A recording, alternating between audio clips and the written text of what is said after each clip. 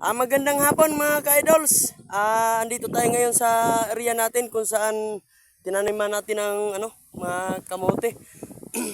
Mga idol, naglilinis pala ako dito kasi mayroon akong balak ditong itanim mga idol. Saka ko na sasabihin siguro mga idol, pag nakatanim na ay mahirap mga idol pagka sabihin ko dito sa video mga idol, baka magaya naman tayo mga idol.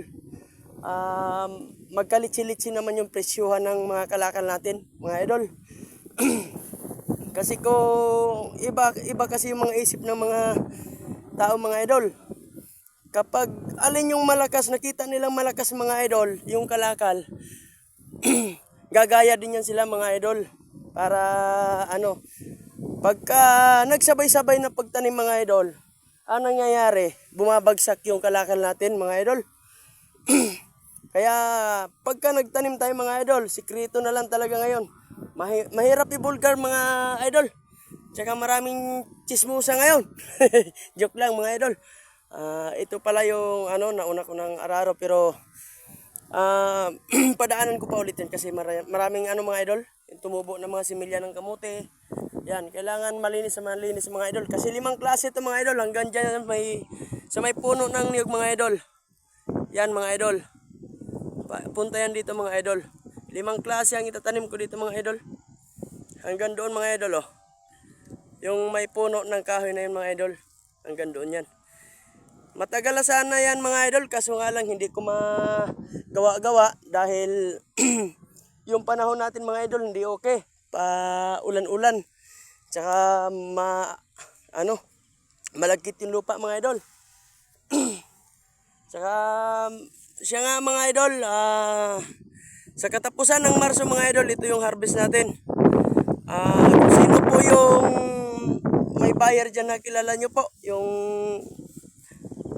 maramihan, kung sakali po na magkasundo tayo sa presyo, ibibigay ko lang po sa inyo.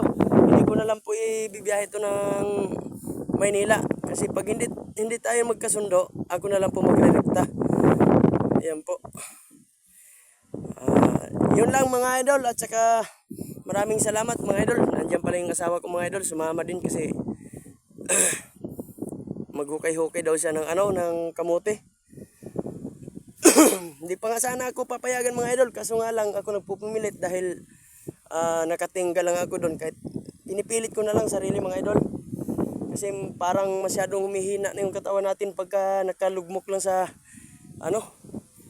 pagka iniisip natin yung malit na karamdaman lang mga idol. Kaya pagka medyo kaya-kaya, banat, kailangan din kasi mga idol pagpawisan ka ng husto. Kasi pag hindi ka pagpawisan, lalo ka manghihina mga idol. Ayun lang mga idol, maraming salamat po sa inyong suporta.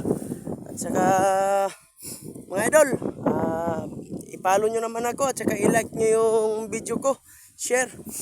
Ayun lang po, maraming salamat po mga idol. God bless po, mabuhay tayong lahat. Thank you.